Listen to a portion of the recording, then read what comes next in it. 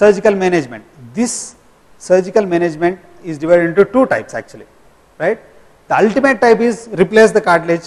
See, if your tiles or this flooring has become worn out and it is oozing out, or it is throwing you a lot of dust every day when you are trying to use it, what will you do? You have two options: either you clean it, right, or you replace it with new fresh tiles.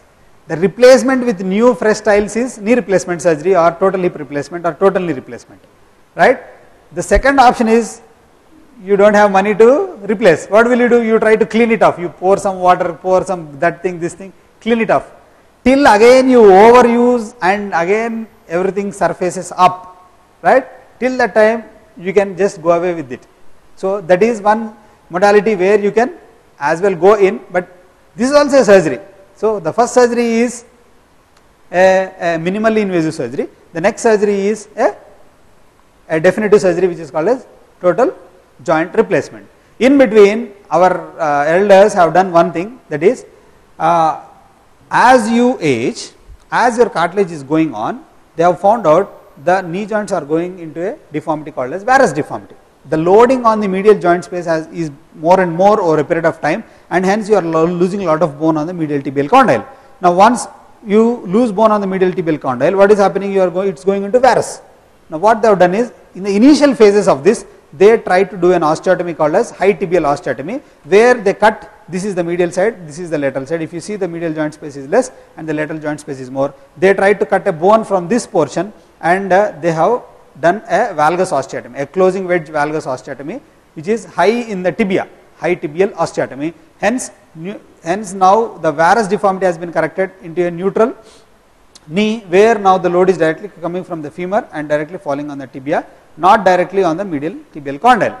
So now the force which is going through the medial tibial condyle has now been shifted more laterally onto the center or even onto the lateral tibial condyle, so that whatever the pain that is coming from medial tibial condyle or the degeneration that is happening is now halted for some time. It gave very good results even for 10 years. So you can halt the progression for 10 years with this. So in literature, high tibial osteotomy has a very good record, right? Next is, I told you, arthroscopy. You go into the joint and then usually wash out. But thing is, this washing business is no good, because again it is going to come. So you never use arthroscopy just for washing purpose.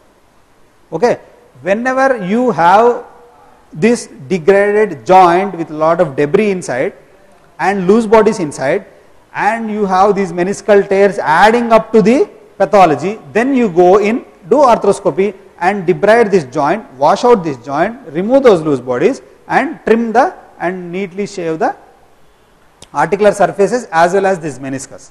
So arthroscopy has a diagnostic role as well as a therapeutic role, more specifically when you have an identifiable cause in the knee joint which is causing the pain, especially it is loose bodies or the damaged torn meniscus. If at all you have a meniscal tear, degenerative meniscal tear, arthroscopy gives you a very good result, right?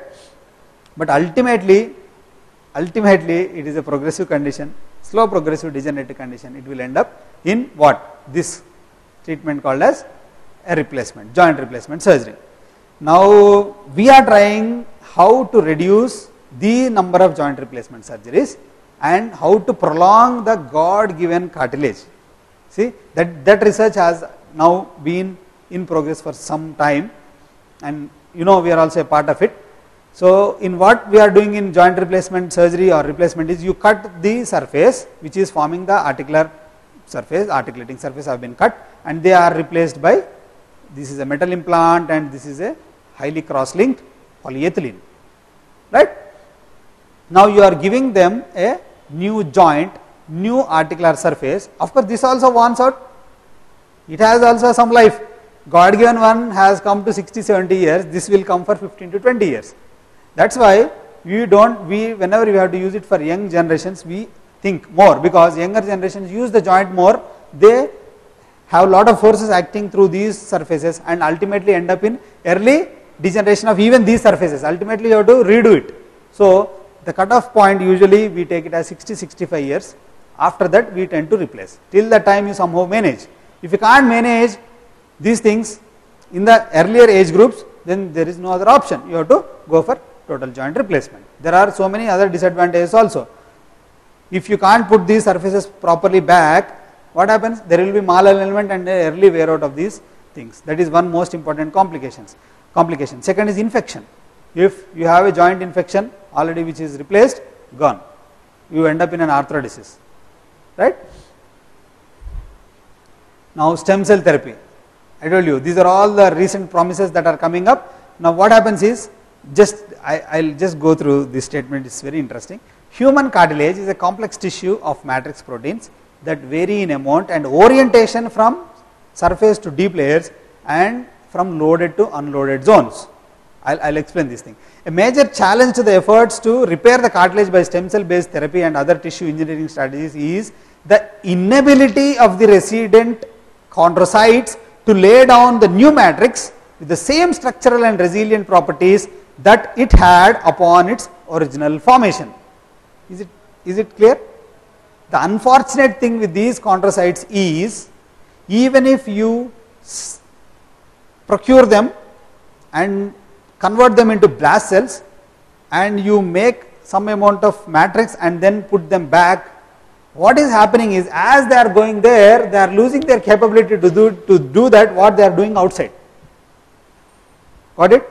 The problem what we are encountering with the stem cells is the difficulty with these chondrocytes. Once they go into that environment of the joint, they are not effectively functioning as you are planning, as you are thinking, as they would do in vitro. They are not performing well in vivo. Got it? That is the challenge what we are having with this stem cell therapy. There are various future promises, biomarkers for early detection, good disease modifying drugs, new prosthetic materials which would long, if at all we are not in a position to succeed in these two things, at least we should be in a position to succeed here, wherein you produce good materials which will last long, and gene modulation and stem cell therapies, right? Am I clear till this portion? There are various options that are coming in called as autologous chondrocyte implantation. They take chondrocytes from the same cartilage where you are not using that portion of the cartilage within the knee joint. They take it and then they culture them.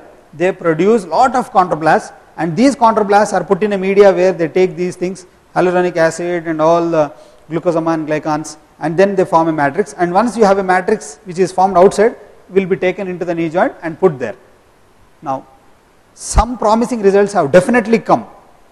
In younger patients who are suffering with these osteoarthritis, especially osteochondritis dissecans. For those patients they are working, but as the patients are aging, now we have a problem with these fellows, wherein even if you are trying to put a stem cell therapy or some other cartilage implants, cartilage grafts, they are degrading very fast. They work for some time, but not as much as we would like to have them to be working there, right? That's all about osteoarthritis. Now another joint degrading condition, it is rheumatoid arthritis. It is also arthritis. Now what is the problem here? Now osteoarthritis is a degenerative condition primarily to start with, and ultimately ending up in an inflammatory pathology in the knee joint. We discussed in the knee joint because it is very easy for us to concentrate at one place. Same thing happens in any other joint also, right? Now once we are coming to a rheumatoid arthritis, the pathology is entirely different here. Here it is a primarily inflammatory condition, starting with autoimmunity. A genetic predisposition is there and an environmental influence has come. Both of them got clubbed together and it ended up in an autoimmunity, and these autoimmune complexes or the antigen antibody reactions, they started happening in the blood and they go and settle down in the synovium. Once they have settled down in the synovium, what is happening? These antigen antibody complexes, they are attracting the complement activation system, and so many inflammatory mediators are coming in, and now the synovium has got swollen so much. Now the synovium per se has become a pathological tissue. That's called as pannus. Now this pathological tissue does two things. It goes and erodes the articular cartilage and eats away the articular cartilage, ending up in a damage to the joint. That is one. Second thing is, these synoviocytes which got thickened, they exude, they send out so many collagenases, so many proteases or cartilage destroying agents which ultimately destroy the cartilage. This is what is happening in the rheumatoid arthritis.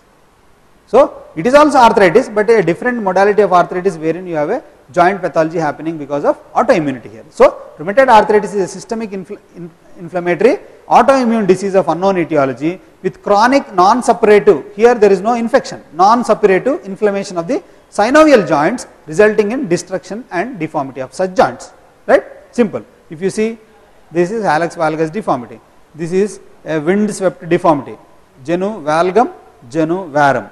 See, ulnar shift of all the fingers. Etiology is a genetic predisposition HLA-DR-W4 and HLA-DR1 and an environmental insult like Epstein-Barr virus, cytomegalovirus and mycoplasma infections. These leads to an antigenic mimicry and cross antibody formation, and ultimately these antibodies, they go and act upon our own antigens, our own native proteins. They detect themselves, these antigens, as foreign antigens and start fighting, right? And this fighting unfortunately ends up in a joint, especially in the synovium, leading into a synovitis and ultimately what? Ultimately destruction of the joint and degradation, destruction and deformities of these joints. The pathology is synovium being at stake first, synovitis. Now the proliferative synovitis is called as pannus. It erodes the bone and ultimately the synovium which is eroding the bone eats away the bone, leading to areas of exposed subchondral bone which is rough and ultimately osteoarthritis. Ultimately the joint gets deformed, right? And there is intense hyperemia, intense synovial inflammatory reaction going on over there, leading to decalcification of the surrounding bone. This is called as juxta-articular osteopenia. As I told you, juxta-articular osteopenia is similarly seen in tuberculosis also. Here also you remember the same thing. Once this is happening, it can end up in a subluxed joint, a dislocated joint or a fibrosed joint. If these raw surfaces come towards each other, what will happen? They become fibrosis. There will be a fibrosis between this surface and this surface and ultimately end up in no movement in a joint called as fibrous ankylosis, right?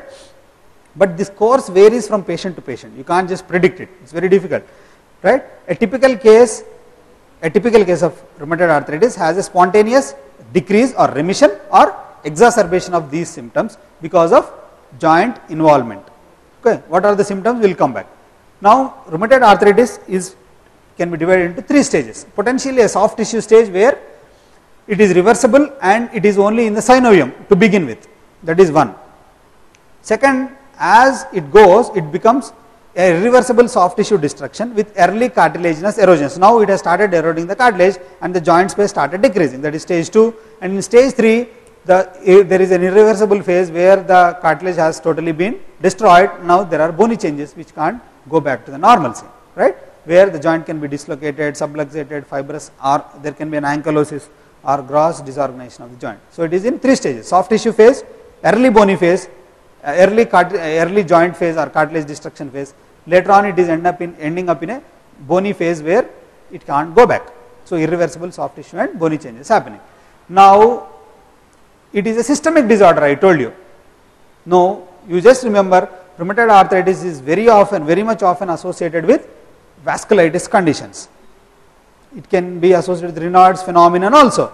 Once these vasculitis is happening and endarteritis occurring at the tip of the fingers, you can end up in gangrene of this sort. Okay, patients can come with that picture also. The classical clinical picture would be usually women being affected 3 times more than men, and they come within this age group, very much productive age group, 20 to 50 years. Unfortunately, it's a very bad disorder affecting the joints, systemic disorder affecting a very early young fellows, right?